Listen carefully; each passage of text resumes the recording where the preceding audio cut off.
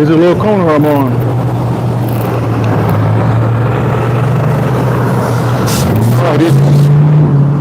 All right, this is Sports for Real with Coach Hall on this Sunday morning after the first preseason games have taken place. Been a little uptight lately. Things hadn't quite gone the way I want lately. But like anything else, you got to change your game plan up. You got to fight through it, make things right, and I will do that in short order. Kind of reminds you of the way some athletes, when they are expected to do certain things or have opportunities to do certain things, and it don't work out like they think it's going to be, it makes it a little bit more difficult. And that is the situation that Shedeur Sanders found himself in. All right, Aurelia says hi. How you doing? Like I say, Sanders found himself in that situation after being projected to be a top choice for the balance of the last year and a half or so. He falls all the way down to the 5th round at pick number 144. After what people have said, he had a bad attitude and the way he was carrying himself. But what really, in my mind, took place is let's put this guy in his place. You're not running anything, and if we want to draft you, we will draft you. But if not, you sit there and wait. Every team passed on him at least 4 times. So he goes in after being the second rookie quarterback drafted because they picked up Dylan Gabriel in the 3rd round.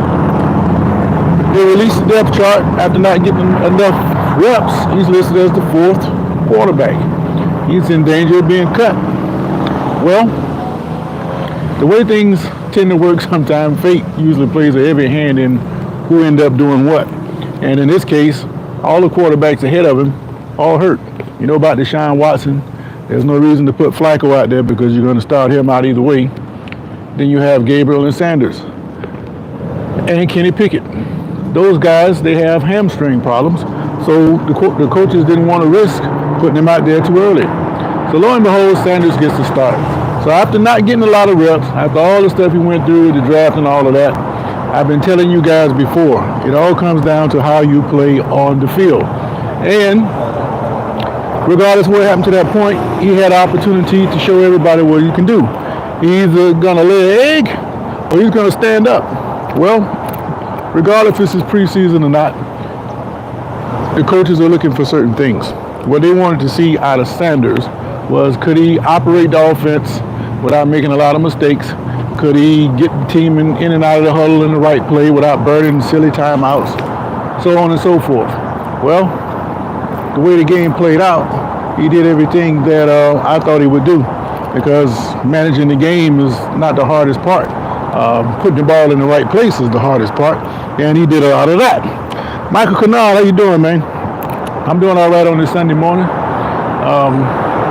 The Steelers came to town yesterday. We had to put something on the Jaguars. I tried to call Tomlin up early in the week and told him to let the Jaguars win, let them get some of that false pride. Because you know, in the preseason, fans get false hope. And if your team goes undefeated, that's really a death knell for the rest of the season. Rarely do you see a good team go undefeated and have a great regular season. It just doesn't work that way. So I would rather lose a preseason game. So I was actually kind of hoping that Jacksonville had won that game. But at the same time, when you have opportunities to throw the ball and that team is not playing great pass defense, you got to take it. And that's what happened with Pittsburgh and Jacksonville the other night. But I'll get to that in a second. But the point is about Shedeur.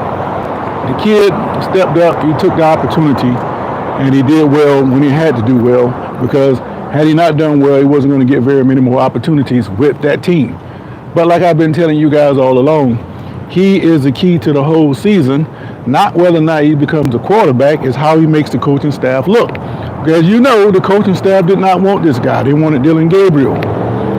It was initially reported or thought that the owner wanted the guy. Well, a couple weeks ago, the owner comes out and said he had nothing to do with that. He didn't want him. It was the GM's choice to take Sanders. So I've been telling you guys all along, if Sanders comes out and he plays well, it's going to make the coaching staff look bad, because the quarterback they wanted is not stepping up. It's going to make the owner think that the coaches can't make the right decision.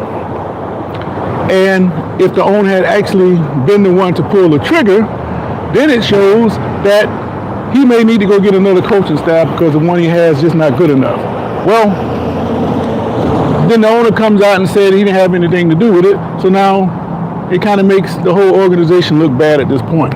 Now, if he comes back and he keeps getting better every time he steps on the field, which he must do anyway, it's going to make that organization look even worse. So the question I'm asking you guys in the poll, did his performance really matter? Why do I say that? I'm saying that because one of the 48 laws of power is you cannot shine your master. And even though the master wants to win, the master does not want to look bad. And in this case, we're talking about owner Jimmy Haslam. He said that he didn't want Sanders. Now Sanders comes out and he plays well. And Gabriel, he hasn't had a chance to get on the field. But if he don't hurry up and get out that tub, he won't make the club, according to Shannon Sharp. So the owner, if this guy that he didn't want turns out to be the quarterback that they've been looking for, it's going to make him look bad. And no matter how well Sanders plays, it's not going to be an easy feeling around the Browns clubhouse because the owner is in the back of everybody's mind about how he feels about this particular quarterback. Take Jerry Jones, for instance. He wants all the credit in Dallas. Anybody that tries to get more shine than Jones in Dallas, they're gone. Even the great Jimmy Johnson, who won 2 Super Bowls, set him up to win the 3rd Super Bowl.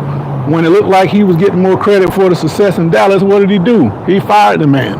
And ever since Jimmy Johnson's been gone, the Cowboys hadn't done a whole lot. Now here Jerry Jones is, about 85 years old, need to sit down somewhere and let some younger people run the program. He's still causing problems. Why would you let a guy like Michael Parsons just dangle out there and not take care of this man? It doesn't make a whole lot of sense.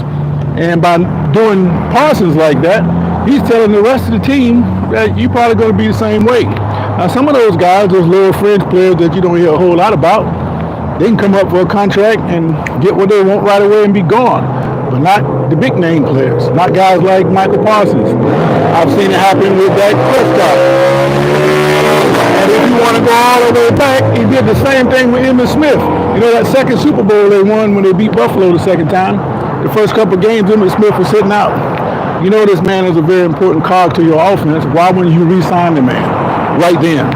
And then when you do re-sign him, it's often for more than what the kid could have got if you had just signed him in the first place.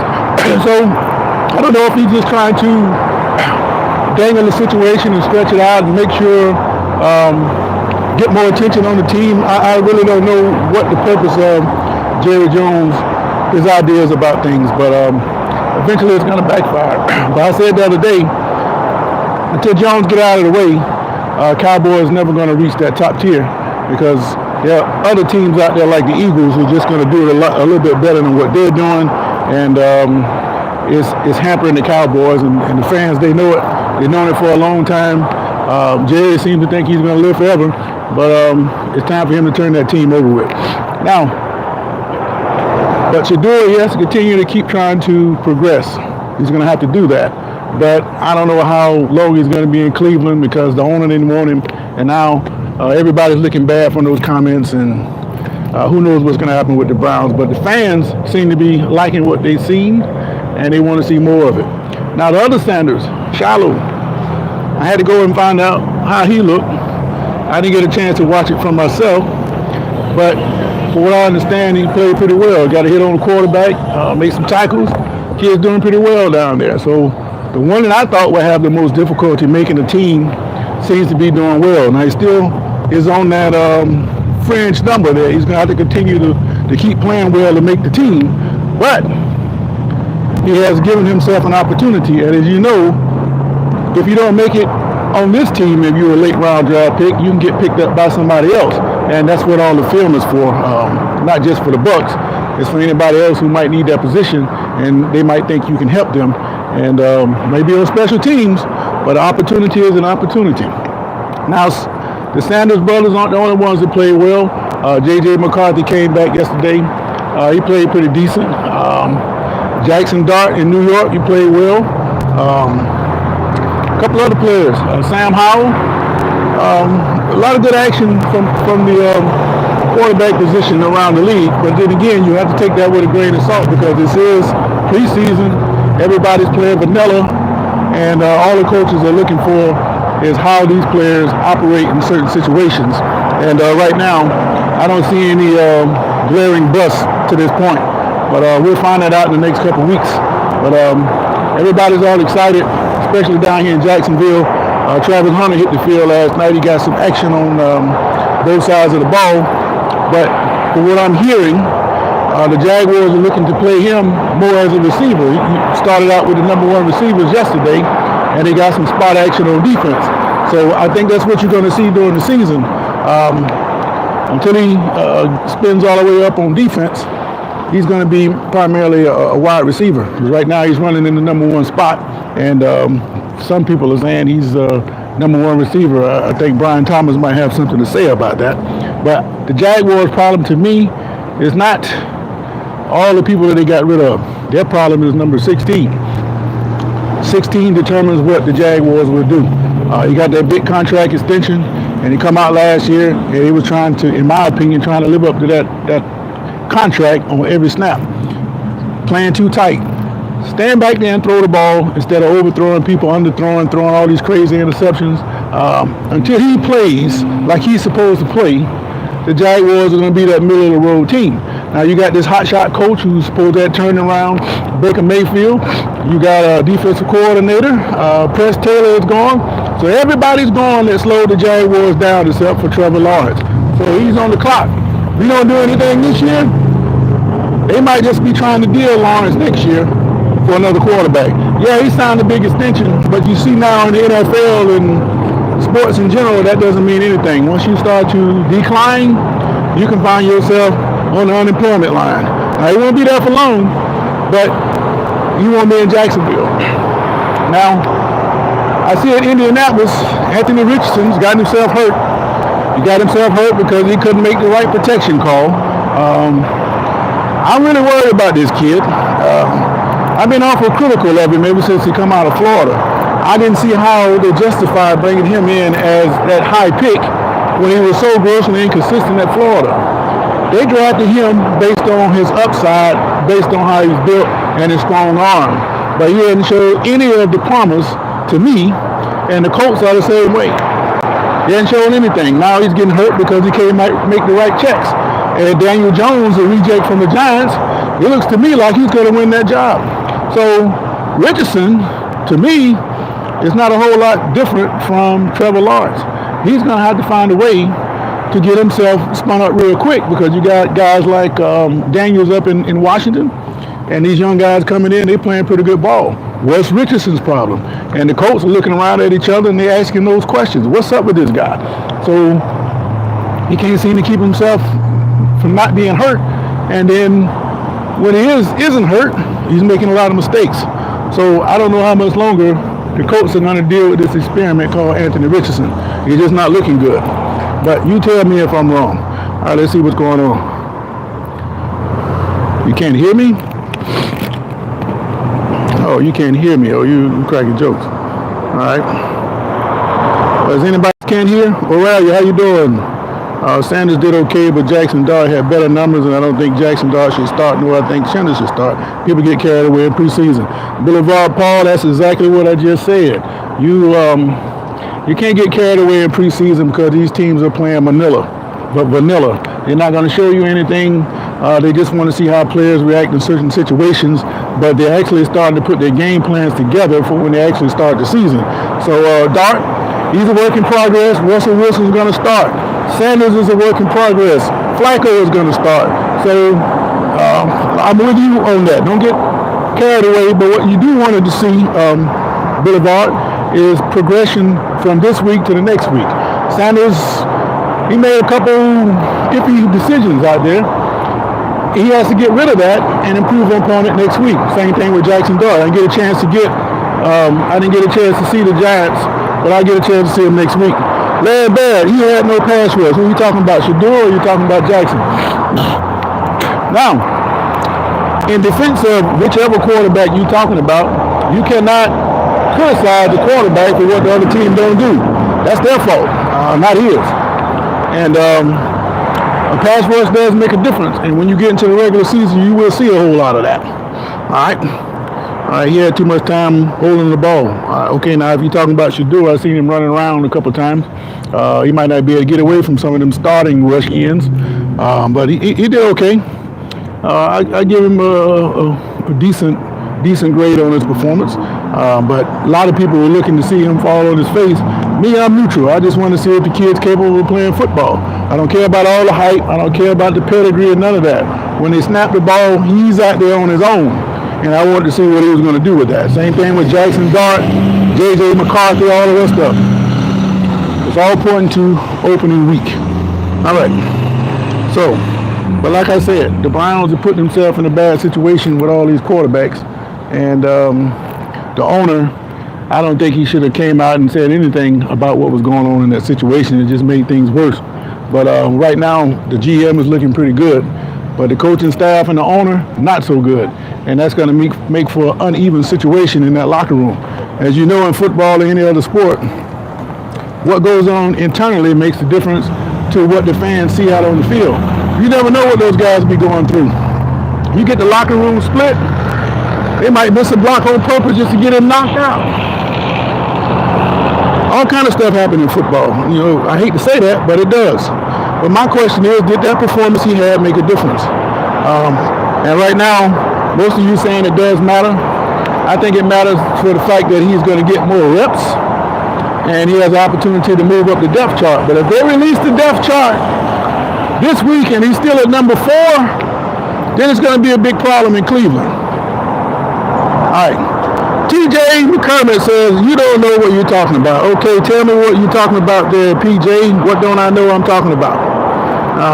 New sub here, what's your hottest take? RN? I don't know what you mean. But we can talk about anything, PJ. You ask me anything, let's talk about it. Since you say I don't know what I'm talking about. All right, he's good, but they don't want him to succeed. Well, why would you draft a player and don't want him to succeed? I mean, I don't understand that at all, you know. Cleveland needs a run game that can go along with his passing skill. Otherwise, he's injured at some point. Yeah, I can go with that. If my understanding, they got rid of Chubb. So I don't know who they're going to have running the football, but you can always find a decent back. I think they got that guy, I heard Marshall was his name. I'm not up to date fully on their roster, but they'll find a way to run the football. But the biggest thing about playing quarterback, you have to get into the right check to make sure you got the right protection. If you don't have the right protection, you're going to start looking like Anthony Richardson, and that's a problem. Yeah, the owner said he didn't want to draft him, but that's the problem that Shedeur has got. Even if he wins the job, wins the team over, and loses management might do something stupid like trade him in the middle of the season. Who knows? But the dog pound, like I told you guys before, they don't give a damn about all the theatrics and the politics. They just want a guy to go out there and play some football, put the ball where it's supposed to be, give them an opportunity to win some games. That's all the dog pound wants to see. So all the rest of that stuff is a problem.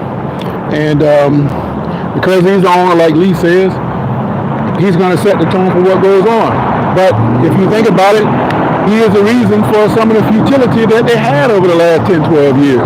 The owner himself, just like Jerry Jones and Dallas.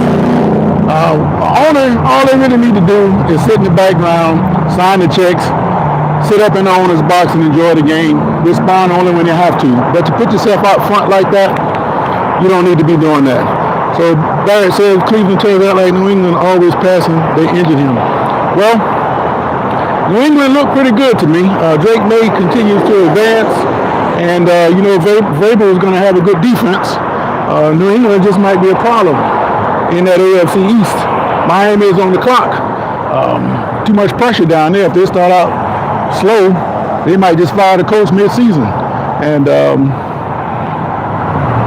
New England is going to be tough in that division. And everybody's talking about Buffalo. Buffalo's had several good years. They'll do some problems themselves. I know they had an injury rash a couple of years ago, so hopefully that won't happen to them again.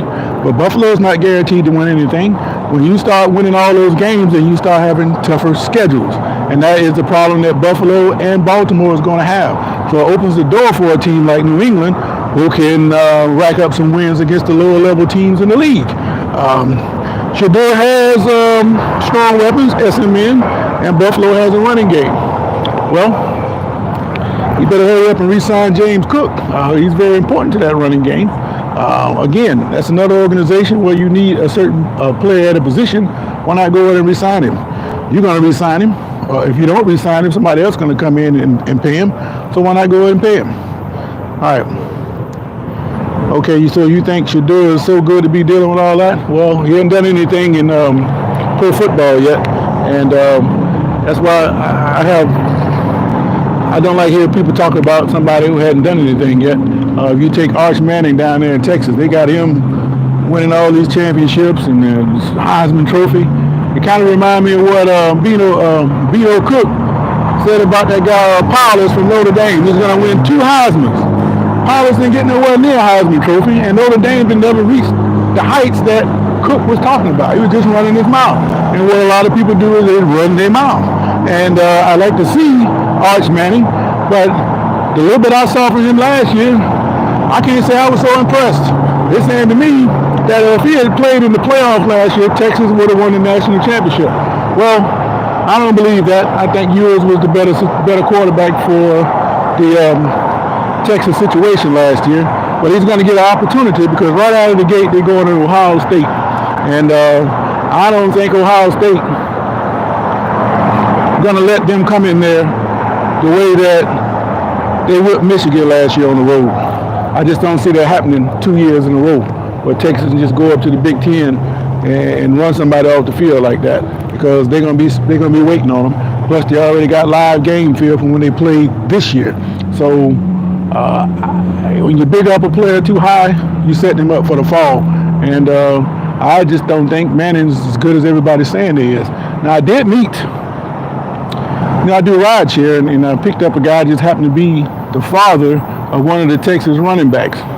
And he was telling me about how the players felt like Arch should have been the quarterback and that they're expecting some good things out of that kid this year.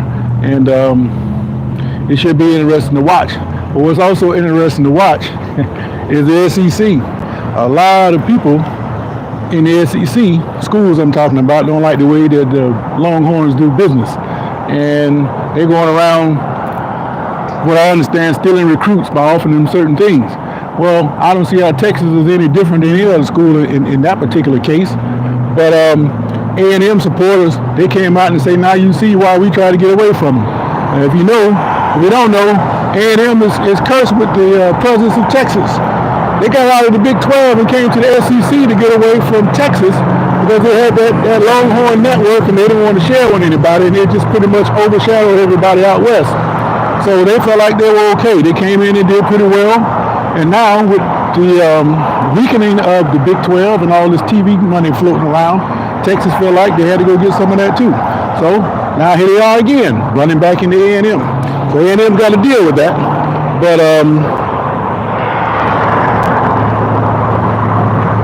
this guy talking crazy. I don't know what he's talking about.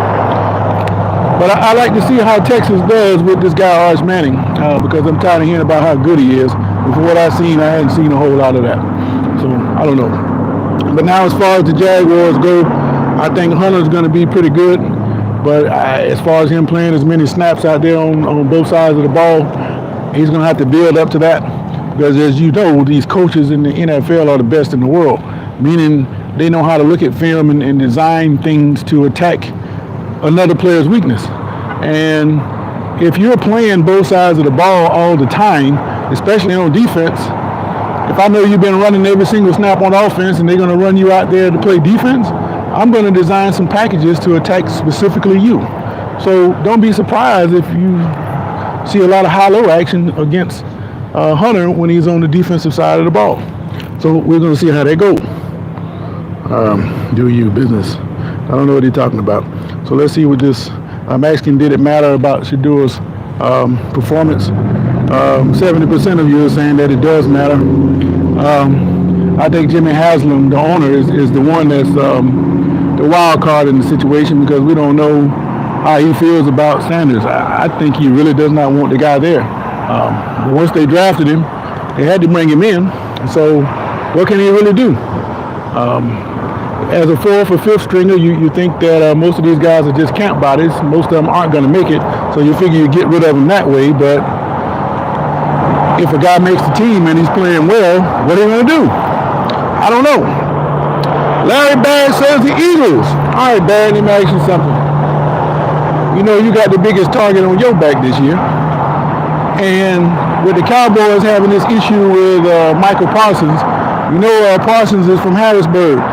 Do you think there's a way that the Cowboys will release Parsons or trade him and he winds up with the Eagles? Do you think that is a possibility, Barry? The Browns have never had a good quarterback. I don't know about never had a quarterback. They've had some good quarterbacks over the years.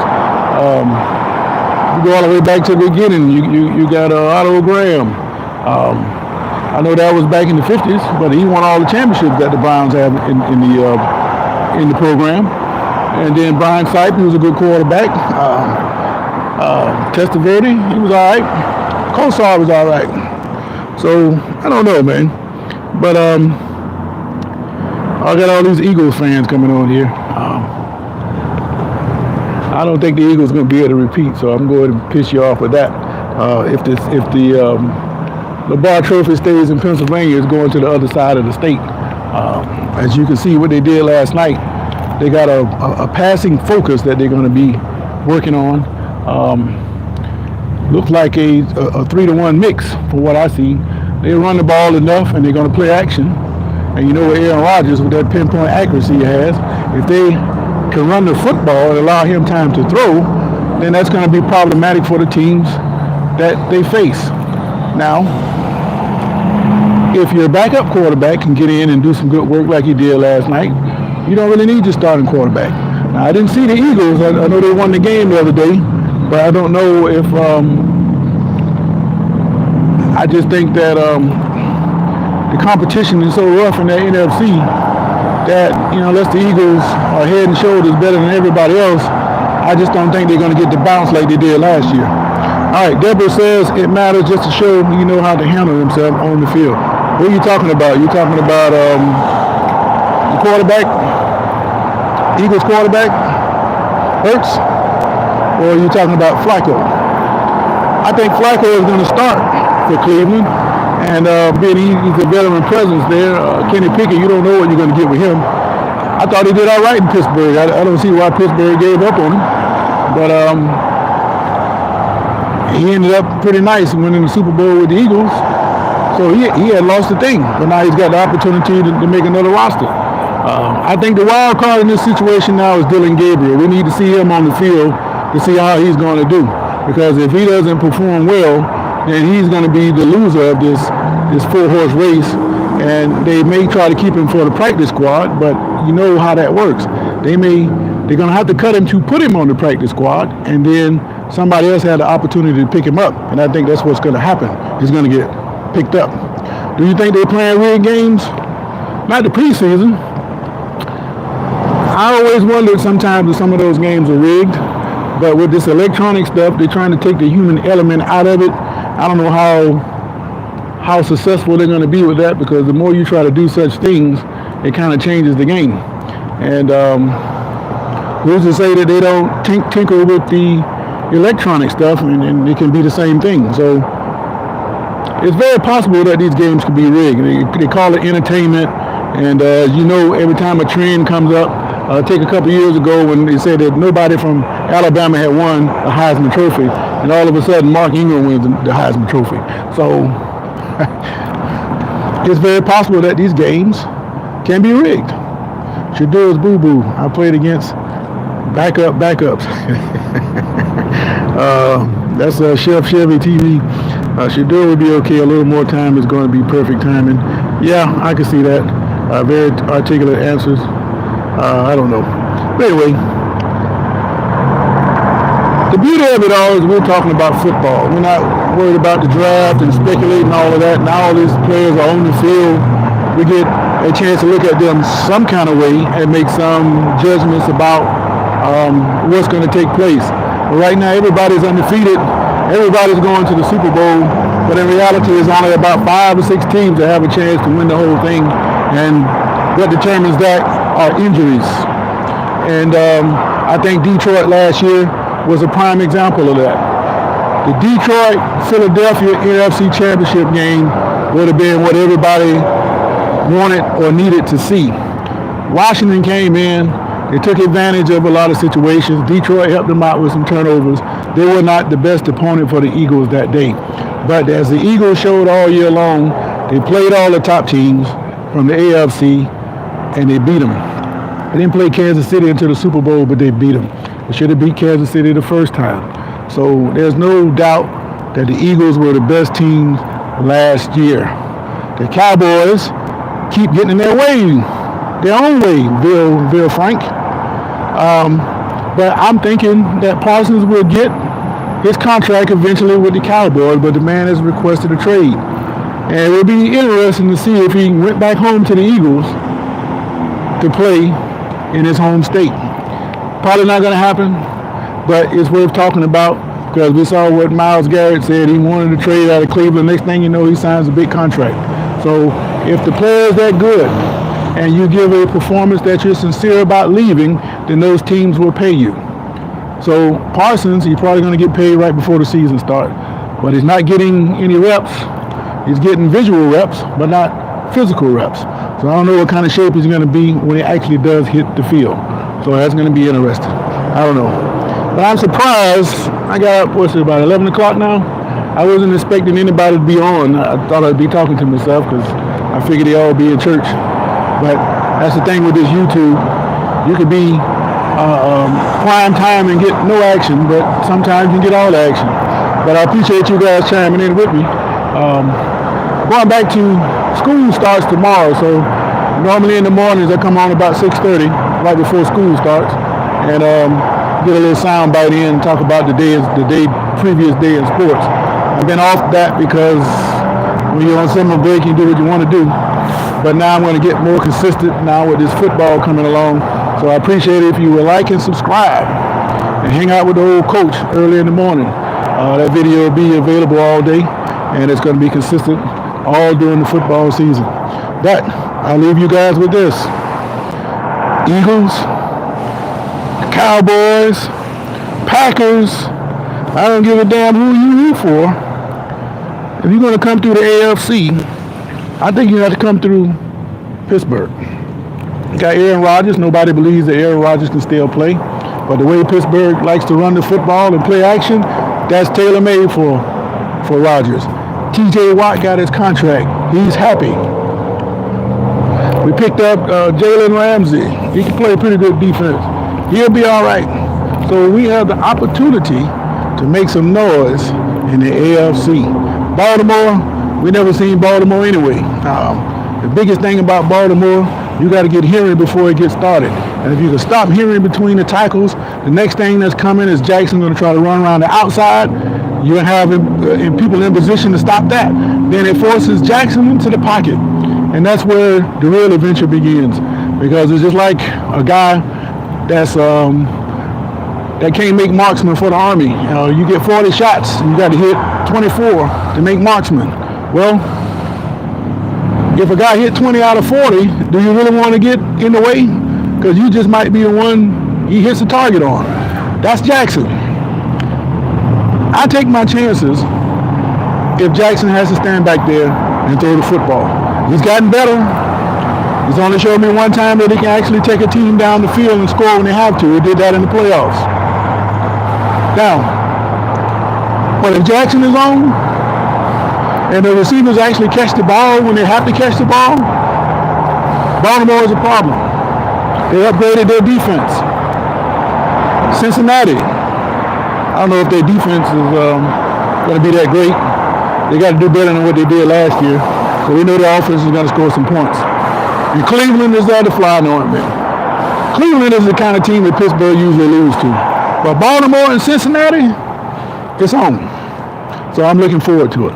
So wherever you guys are in the world, I appreciate you joining in again with me. Hope you like and subscribe. And if there's no breaking news, I catch you guys early in the morning, 6:30. School starts. I'm ready to get it on. They've been hanging around too long, not doing nothing. But let's take a few more of these comments. Eagles are the new Cowboys at this point. I take offense to that, Lee. What do you mean, the new Cowboys? If you're talking about the new Cowboys, the Cowboys are representing futility. They don't reach the heights they're supposed to reach. And if you're talking about Tom Landry's Cowboys, yeah, they would get deep into the playoffs and usually blow it somewhere. Scotty Prince says the Dolphins, we're all over. Okay, guess it matters just to show he knows how to handle himself. I read all of that. Okay, Rob Mike says for everyone pushing the Browns are setting Shedeur up to fail. Nonsense. He's learning a brand new offense, mastering NFL, pre-snap reads, and the staff is clearly invested. Folks need to stop hating. No, there's no reason to hate. He's going to determine what he does when he gets on the field. John Parham, Sanders will be fine and possibly see time by week 10, only if the Browns are losing. If the Browns are in the playoff race, he's going to sit as long as Flacco is productive. Now, if he starts not playing well and the Browns are losing, then you might well bring on the young guns. Who didn't play Buffalo Bills? You talking about the Eagles? No, they didn't. But they beat every team that beat Buffalo. So what are you saying?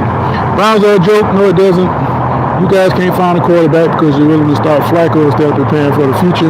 No, man, we're trying to win as many games as we can. And if nothing else, we know Flacco can handle being a starter in the NFL. He might be too damn slow and all of that, but yeah, he can still play. Ricky Ricks, man, where you been, man? I thought you cut me loose. Browns have never had a consistent quarterback. It's about Sanders learning behind the vet. I agree. Kosar was consistent to a point. Flacco should start if you want to win 3 games. Oh, come on, Lee, give him a break. I think the Browns will win 6 or 7 games. As long as they don't beat the Steelers, we'll be all right.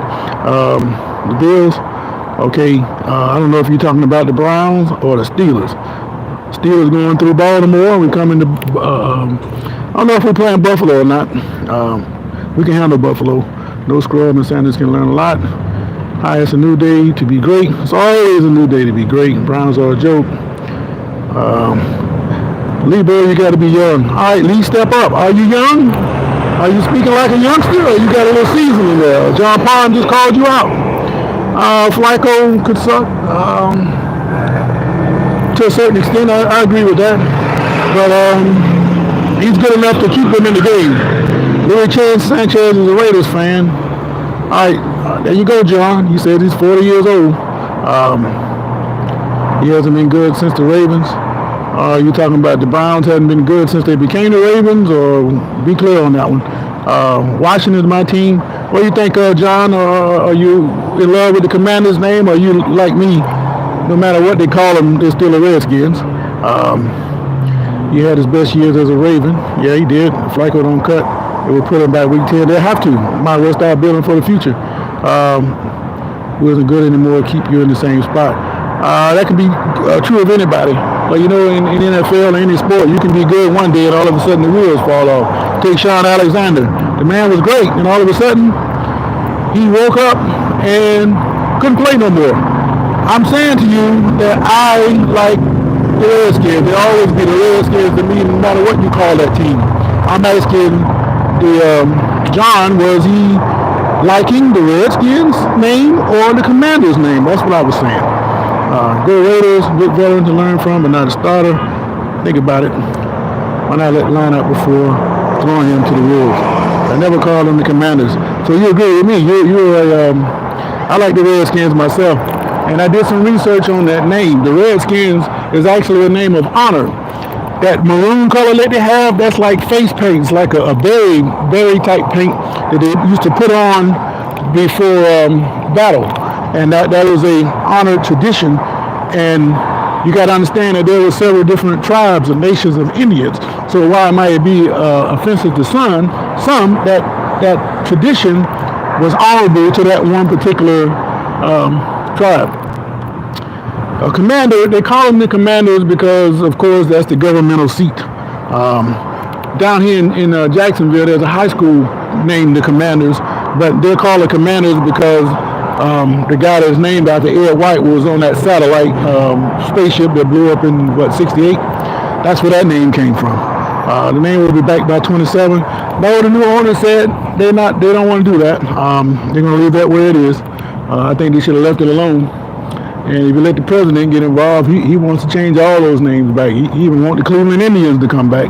But I think he's he's got too much other things to worry about than worry about the name of some sports team. Either way, people are going to show up to the games anyway. So I don't know. Well, let me check this poll vote one last time. 75% of you says Shedeur's performance does matter. I think it will matter, but the question is, what kind of vindictive personality does the owner have? Is he going to picket Sanders and do stuff to make him really not want to be in Cleveland? Owners do some of those things, and I wonder if he's going to be one of those that does that. But this is a Washington fan that can't accept we have a new name. He didn't say that he couldn't accept it. He's saying to you that he didn't call him the Commanders. He probably just called him Washington. But in his heart, if you grew up as a Redskin, you're still a Redskin. It's just a hard switch to start calling your team something else, especially if the team colors hadn't changed. It's the same thing. Let's just change, except the name. Now you're talking about going back downtown to the old RFK site and building a new stadium. That's really going to bring echoes of the Redskins. So, I don't know, man. Parham said he hadn't bought any merch since the name change. So, again, he's not coming out and saying that he doesn't like the Commanders per se, but he's basically telling you that he don't like the Commanders. So, there's a lot of people in Washington just like that. So, once you have a name for so long and you're an older fan, it's never going to change. And a lot of you guys, trivia, just in case you didn't know, Lee and John, the Redskins actually came from Boston. Just so you know. Stay on strike then. Okay. You believe in Aaron Rodgers? Ricks, I keep telling you, man. When we talked about if Rodgers would show up or not, why waste time on Rodgers? Had it been me, I would not let this thing go on as long as it did. Either you're going to play Rodgers or you're not. But evidently they had an agreement about how things were going to take place. But do I think Rodgers can do it? The way that Pittsburgh plays on offense, run the football and play action, that is tailor-made for a guy like Rodgers. If you can run the football and play action, he's going to be dangerous at that. And on top of that, you're going to have to be able to protect him when you're not doing play action. So it's important for Pittsburgh to be able to run the football. But do I believe in Rodgers? Yeah, I do. This is one and done. He seems to be locked in, and I think it's going to be on, man. Get over it. Me too. Okay. Well, we got two Washington guys going at it about a name. It's interesting to me. But Ricks, I think that it should be interesting. I think Cleveland, they could be dangerous if they ever get it all together. I still think Deshaun Watson's not a bad quarterback. It's a question what you're going to do with him, because his problem is injuries lately. And all that spy stuff, that's been swept under the rug. And now you got Justin Tucker, he's going through the same thing. So nobody's saying a whole lot about that. So I don't know. There you go, Lee. You say he's been a Redskin fan since '86, and why call him anything else? Well, when I started paying attention to pro sports, 78, 79, they were the Redskins, and that's what I'm going with. But Ricks, I think you guys are on the right track up there in Baltimore. You got your defense, secondary bolstered. You know Henry, he's dangerous. Jackson's got to get better throwing the ball, though. But the only thing that I worry about your team is Henry. He looks to be getting stronger, but that doesn't mean he can't turn into Sean Alexander. If you didn't know it, when this guy was in high school, he was getting 40, 45 carries a game. And the man took a lot of punishment. He gave out a lot of punishment because he was so big, but that's still a lot of work. He went to college and he got a lot of work, and he's beginning a hell of a lot of work in the pros. Who's to say that Henry won't time out at any time? I don't care what kind of diet you're on, how much sleep you get, you're still deteriorating to a certain point, and it can happen at any time. I'm not wishing that on him, because to me, he looks a lot younger. But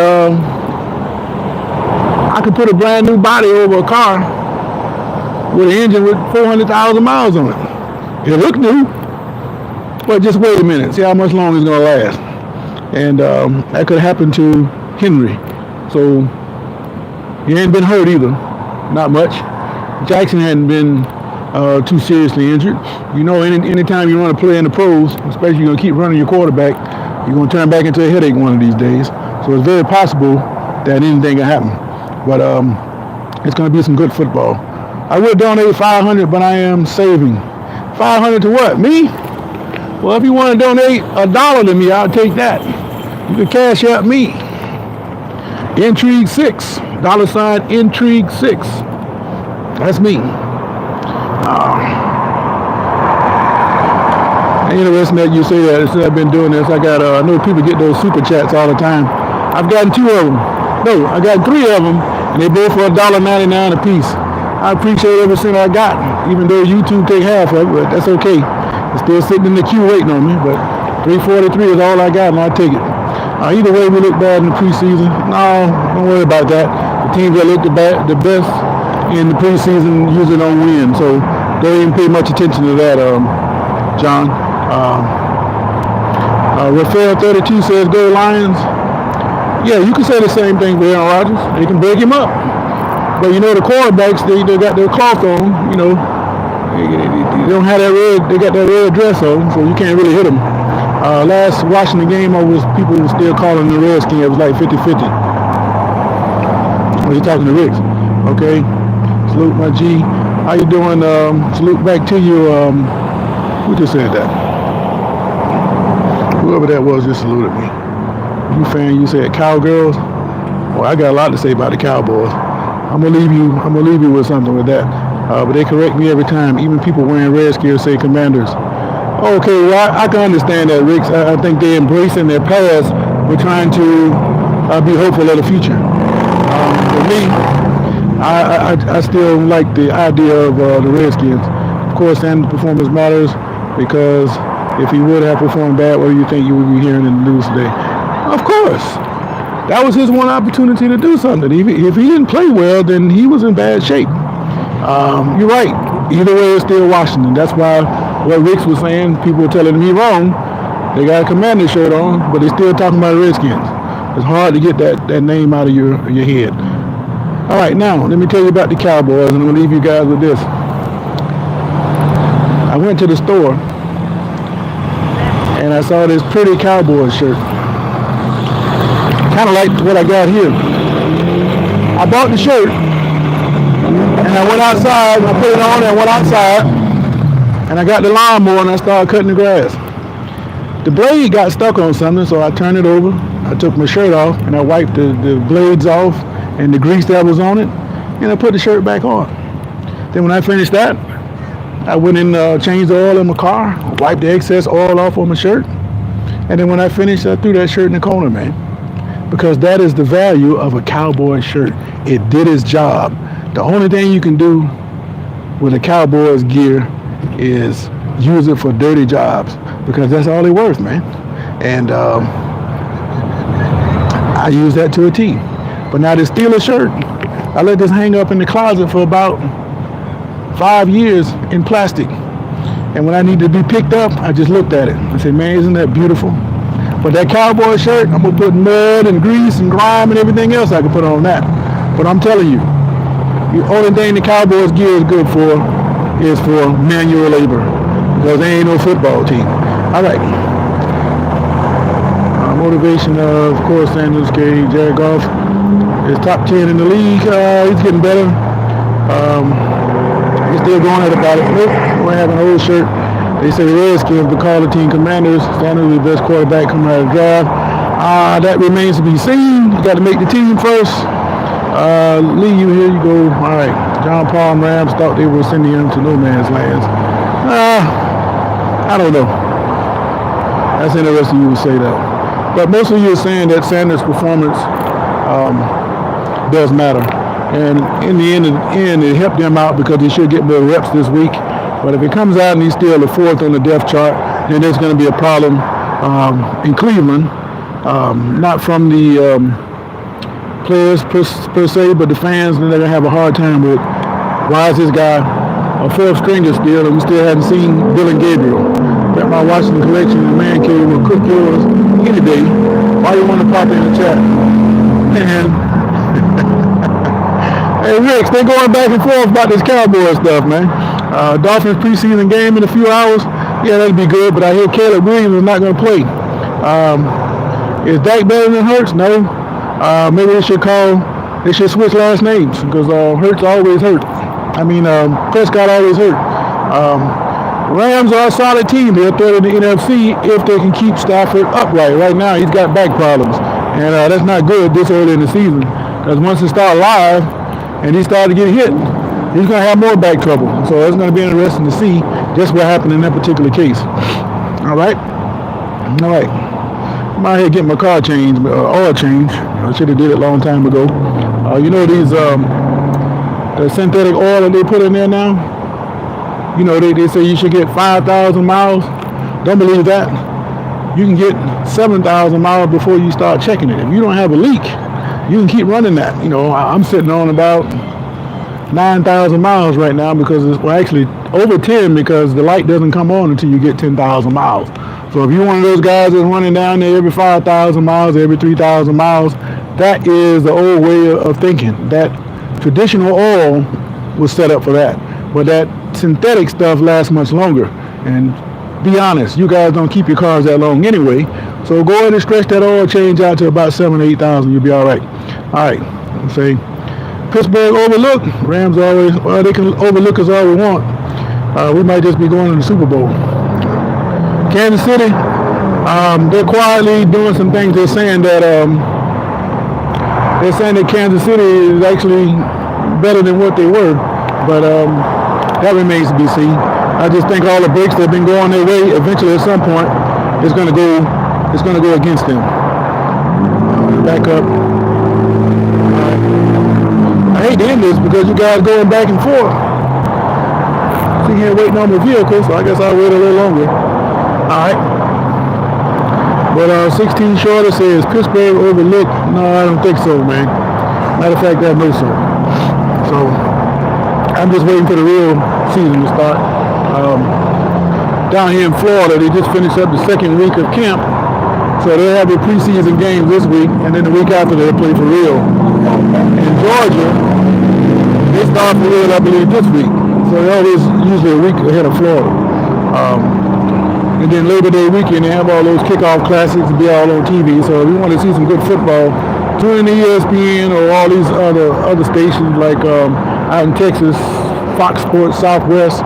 You can see some pretty good football, and that builds you up to what you're going to see in the bigger leagues. Talk like that says a lot about you. Fruitcake mindset. Listen, man, you, Lee, and John, why don't you guys exchange email or something and continue that conversation. But I tell you what, I come back on Sundays about 10 o'clock every Sunday, and we can continue these conversations. I kind of enjoy you guys going back and forth like that. Dak is better at this point in history, but if I'm here right now, I'd rather have Flacco. So you would take a 40-year-old Flacco over Dak Prescott. I don't know, Rick. I think you just throwing fire on the flame with these other guys over here. Feminine energy? Oh, no, we can't talk like that now. Y'all take that feminine stuff to another channel. We don't want to talk with that. Y'all need to stop talking like that, man. There's enough stuff on TV about that kind of stuff. No feminine energy, man. But anyway, again, I got to get up out of here, man. I appreciate you guys again for joining me. And I'm enjoying this Flacco vet minimum. Okay, now I get you at that time, Rick. You saying about the veteran minimum. That would be up Jerry Jones' average, alley, because he don't want to pay nobody in the first place. So if he can get away with not paying a quarterback, then he would do that. But I don't think the Dallas fan base will accept Joe Flacco at his age. Maybe a couple years ago, he might have been a good fill-in for somebody, but I don't think that the fans would have gone for that. But they stuck with Prescott now. He's got to stay upright. Their offense should score some points this year with George Pickens on one side and Lamb on the other. And if they can run the ball well enough, then the Cowboys, they'll be all right offensively. So that's just the way that is. But anyway, my car is ready, so I got to get up out of here, man. There you go with that gay stuff again. I don't have to block nobody, but, one last check of the vote. 76% say the performance did matter, and I'll agree. All right, Dak is a quarterback today, but we tried to build a team around Flacco. No, you can't build a team around Flacco, man. You're too old, man. You don't want no 45-year-old quarterback talking about winning a championship. They just had to go with Dak, man, and then find a suitable backup. But don't be surprised if the person that gets cut from the Browns may end up in Dallas. We'll see how that goes. But anyway, again, Denver's a good team. I appreciate you guys chiming in with me, man, but I got to go take care of this business. And like I said, if I don't come back later on today, I'll catch you guys in the morning about 6:30, and we're going to roll like that every day, all the way through the football season. So wherever you are in the world, have a great day. This has been Sports for Real. I'm out, man. I am out.